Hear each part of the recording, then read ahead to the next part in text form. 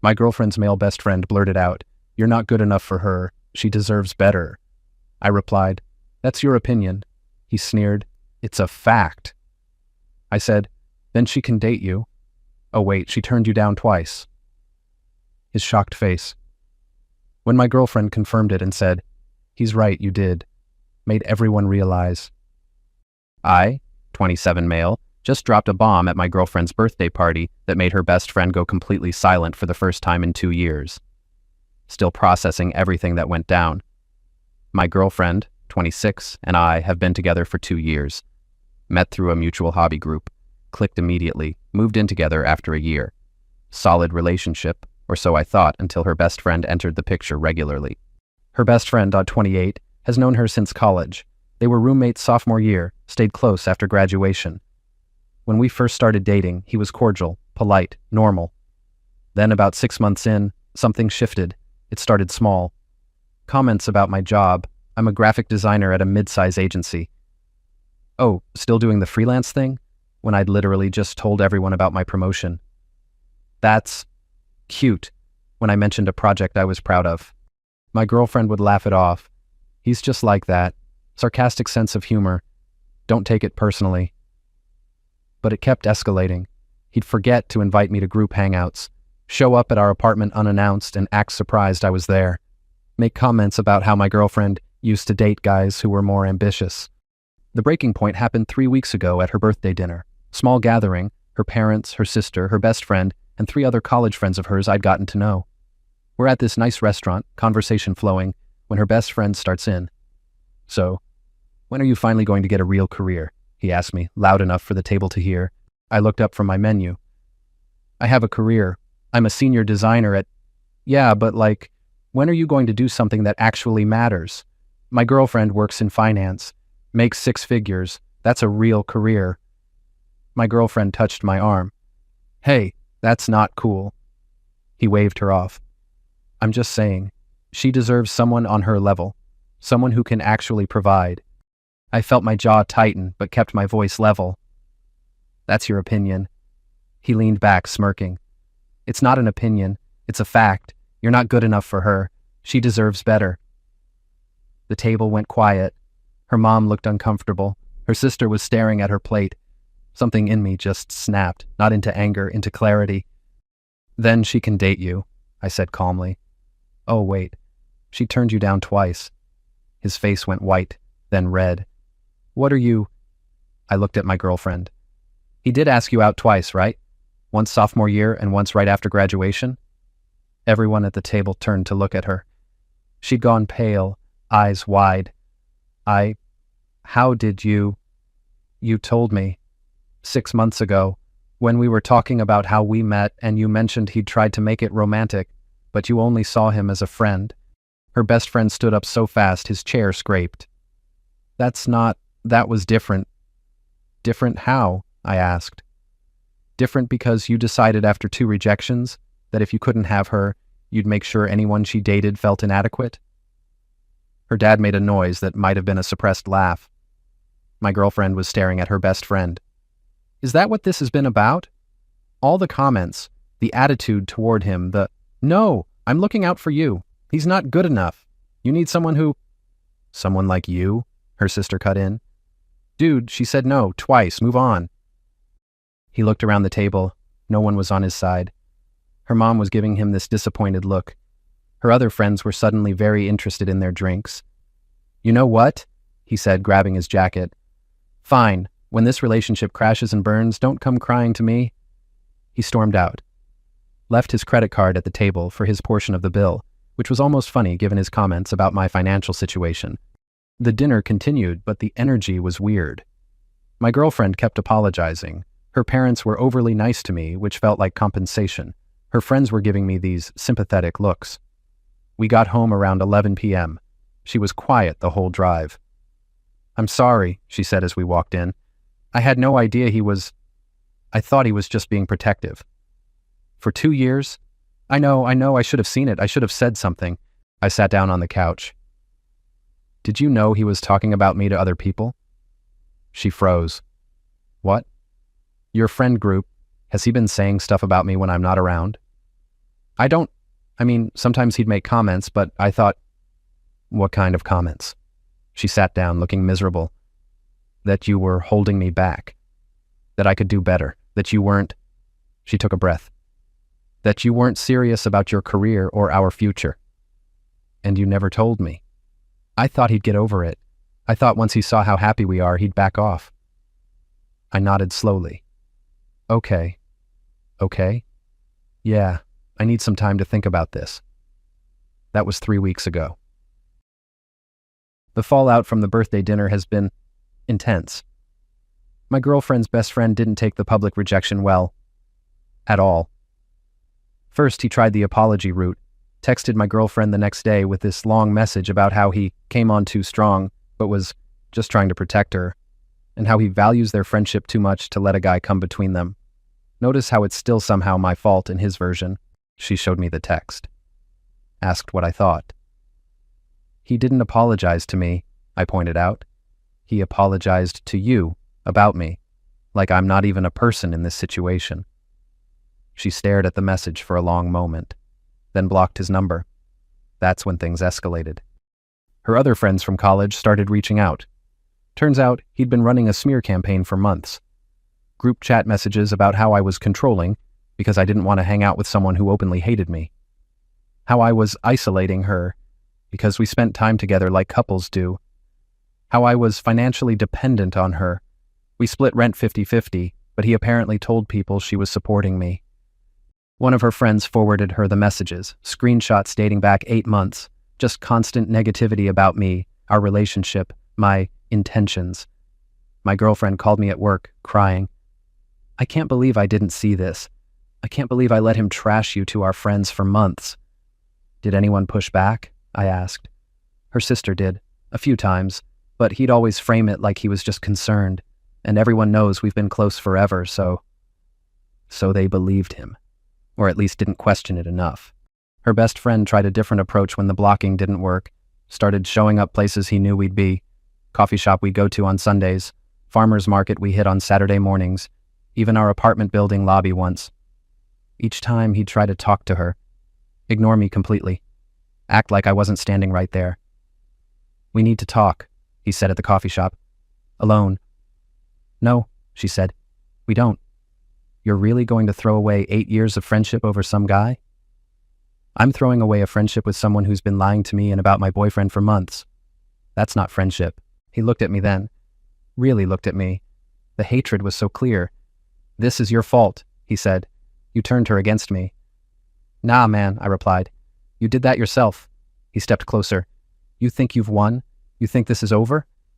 My girlfriend got between us. Stop, just stop. Leave us alone. Or what? Or I'll get a restraining order. I'm serious. This is harassment. He left, but the look he gave me said this wasn't done. 2 days later, my girlfriend got a call from her supervisor at work. Someone had sent an anonymous email to her company claiming she was having an inappropriate relationship with a subordinate. She isn't. And misusing company resources. She isn't. HR had to investigate. She had to sit through interviews, provide evidence of her work activities, prove she hadn't done anything wrong. It was humiliating and stressful. No proof it was her best friend. But the timing was suspicious. Then I started getting weird friend requests on social media, fake profiles with no photos, generic names. They'd send messages. Your girlfriend is cheating on you. She's using you. She talks about how boring you are. I blocked them, but they kept coming.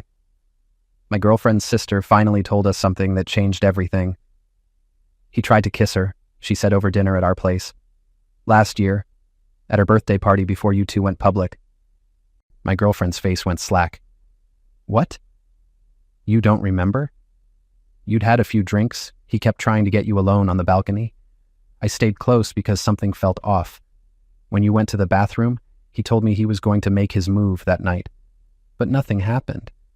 Because I literally didn't leave your side the rest of the night. And then 2 weeks later, you started posting photos with him. She nodded at me. He's been bitter ever since. The pieces clicked into place. The timeline, the escalating hostility, the possessiveness disguised as protection. My girlfriend looked at me. What do we do? We document everything, I said. Every message, every time he shows up, every fake profile. We build a case. Her sister grinned. I like him. Documentation was easier than expected. Her best friend kept self-destructing. After the anonymous email stunt at my girlfriend's work, which went nowhere because she's actually good at her job and had nothing to hide, he tried to go after me. Suddenly, my boss got an email claiming I'd been using company equipment for personal projects. Also false. Also easily disproven. Also clearly from the same kind of anonymous email account. My boss called me in, showed me the email, and asked, "Do you have a crazy ex or something?" Girlfriend's obsessed best friend who got rejected twice and can't handle that she's happy with someone else. Ah, the classic. Want me to forward this to our legal team? This is harassment. I said yes. Our company lawyer sent a cease and desist letter to the email address. It bounced back, but we had documentation. Meanwhile, my girlfriend's friend group was imploding. Once the screenshots of her best friend's group chat messages got out, people started taking sides. Her college roommate confronted him directly. Dude, you've been lying about him for months. Why would we believe anything you say now? I wasn't lying. I was trying to protect her. From what? Being happy? Having a healthy relationship? Not being with you? He apparently lost it. Started yelling about how he'd been there for her through everything, how he deserved a chance, how it was supposed to be them. Her roommate recorded it, sent it to the group chat. Even the people who'd been neutral turned on him after that. But he still wasn't done. This is where it gets actually messed up. My girlfriend got a letter at our apartment, official looking. Final notice of debt collection for $4,300 for a credit card she'd never opened. She freaked out, called the credit card company. Fraud. Someone had opened an account in her name 6 months ago. The purchases? All at places her best friend had told her about. Restaurants he'd recommended. Stores he'd mentioned. Even a gym membership at the place he works out. We filed a police report. The detective asked if we had any idea who might have done it. Her ex-best friend, I said. He has access to her personal information from when they were roommates. Social security number, birth date, mother's maiden name. All that stuff was on shared documents for their apartment lease back in college. Can you prove he did it? Not yet. But the pattern of purchases matches his recommendations, and the timing lines up with when she started pulling away from him. The detective said they'd investigate. 2 days later, her best friend showed up at our apartment building, buzzed up, claiming he had something important to tell her. She didn't let him up, talked through the intercom. The police called me, he said, voice shaking. About a credit card? This is insane. I would never... You have my social security number, she said. You have my birth date. You know my mother's maiden name. And somehow a card got opened in my name with charges at all the places you told me about? That's coincidence. Is it? Is the anonymous emails coincidence too? The showing up everywhere we go? The messages to my friends calling him controlling and abusive when he's been nothing but patient with your garbage? I'm trying to save you from making a mistake. The only mistake I made was not cutting you off 2 years ago when he told me you'd been rejected twice and I thought it didn't matter because we were just friends. Silence. You know what the worst part is? She continued. I trusted you. For 8 years I trusted you. And you used all of that trust, all of that history, to try to destroy the healthiest relationship I've ever had because you couldn't handle that I didn't want you. I love you. No, you don't. You love the idea of me. You love what you think I represent. But you don't actually care about me or my happiness. If you did, you'd be happy I'm happy. You're not happy.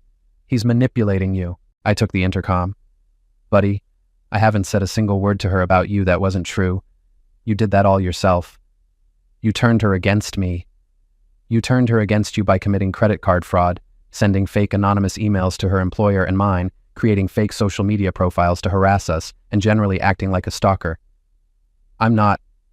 You're on camera right now, my girlfriend said, standing outside our building, harassing us after we've asked you to stop. The police have the footage from the last 3 times you did this. You need to leave and not come back.